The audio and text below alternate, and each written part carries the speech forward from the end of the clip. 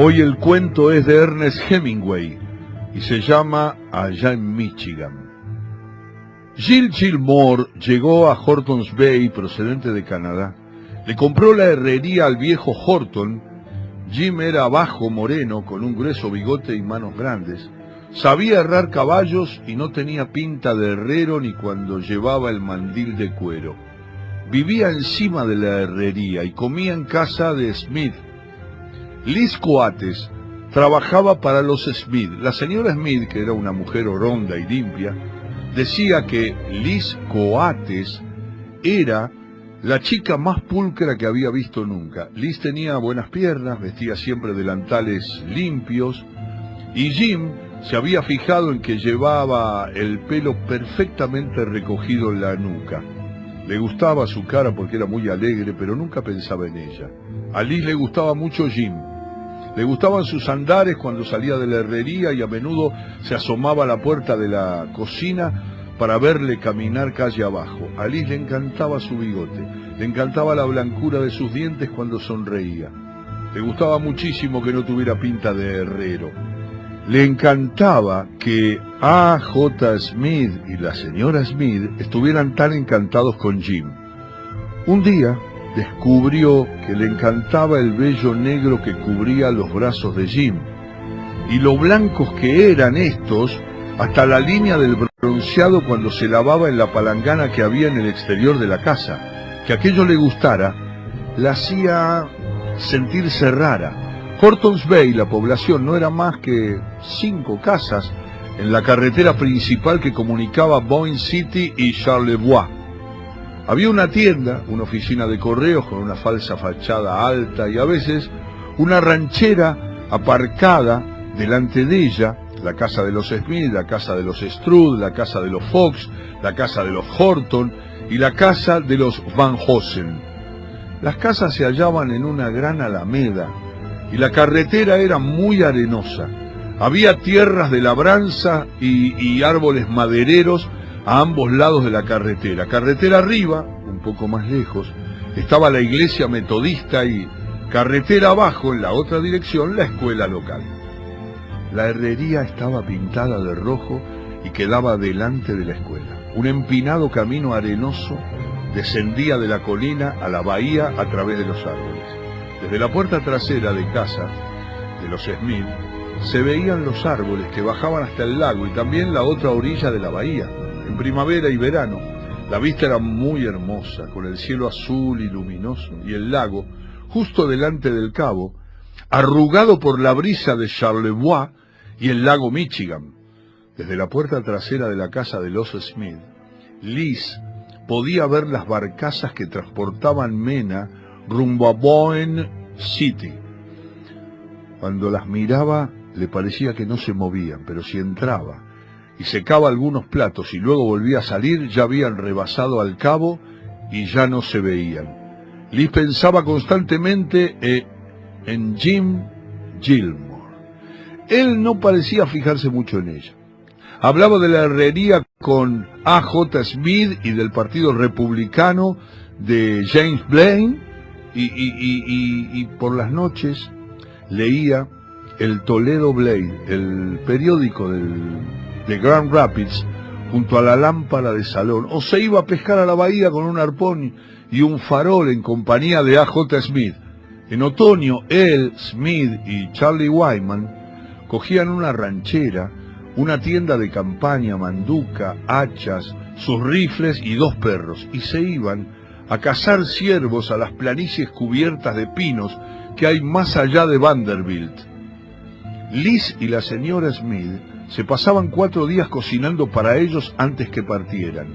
Sí, Liz quería preparar algo especial para Jim, pero al final no lo hizo porque le daba miedo pedir huevos y harina a la señora Smith, y si los compraba, temía que la señora Smith la pillara cocinando. A la señora Smith no le hubiera importado, pero Liz tenía miedo. Todo el tiempo que Jim estuvo de cacería, Liz no dejó de pensar en él. Fue horrible su ausencia. No podía dormir de tanto pensar en él, aunque descubrió que pensar en él también era divertido. Si se abandonaba a sus pensamientos, era aún mejor. La noche anterior al día de su vuelta, no pegó ojo. Es decir, ella pensó que no había dormido porque se le confundió un sueño en el que soñaba que no dormía y el no dormir de verdad.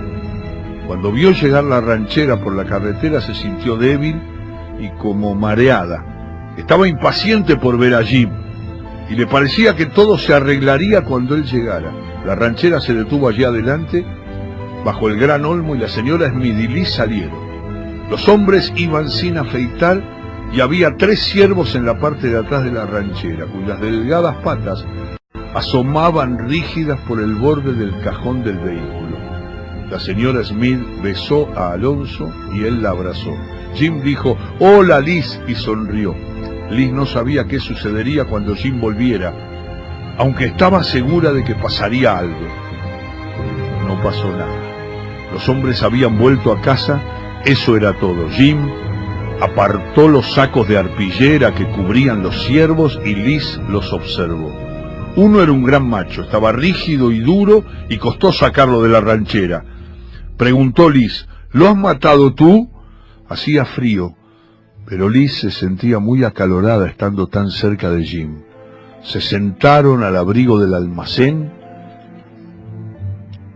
y Jim atrajo a Liz hacia sí. Ella estaba asustada. Una de las manos de Jim se introdujo bajo su vestido y le acarició los pechos, y la otra mano se quedó en su regazo. Liz estaba muy asustada y no sabía qué iba a hacer él exactamente, pero se le arrimó aún más. A continuación, la mano que ella sentía tan grande en su regazo se deslizó hasta su pierna y comenzó a subir. «No, Jim», dijo Liz. La mano de Jim siguió subiendo. «No lo hagas, Jim, no lo hagas». Ni Jim ni la manaza de Jim le prestaron atención. Las tablas eran duras.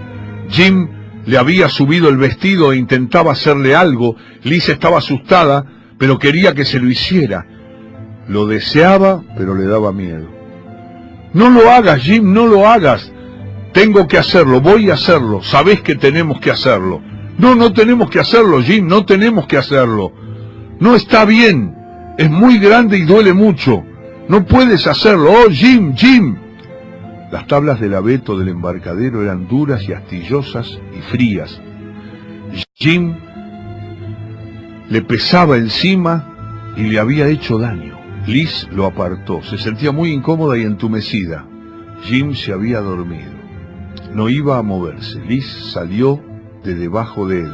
Se incorporó, se alisó la falda y la chaqueta e intentó hacer algo con el pelo. Jim dormía con la boca entreabierta. Liz se inclinó sobre él y lo besó en la mejilla. Seguía dormido. Liz le levantó un poco la cabeza y se la zarandeó. Jim se volvió y tragó saliva. Liz se echó a llorar. Se acercó al borde del embarcadero y miró el agua.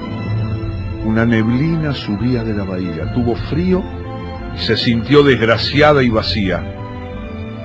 Regresó hasta donde estaba Jim y le zarandeó una vez más para estar segura. Estaba llorando. «Jim», dijo. «Jim, por favor, Jim». Jim se removió y se ahobilló aún más. Liz se quitó la chaqueta, se inclinó sobre él y lo tapó. Lo arropó con mucho esmero. Luego cruzó el embarcadero y subió el empinado camino arenoso hasta la casa. Una fría neblina ascendía desde la bahía a través de los bosques.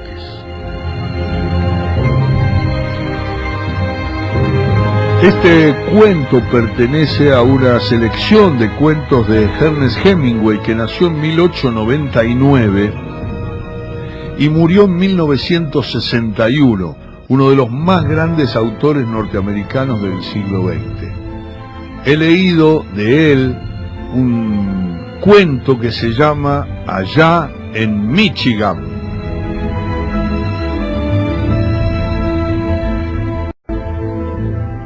Un señor cuento.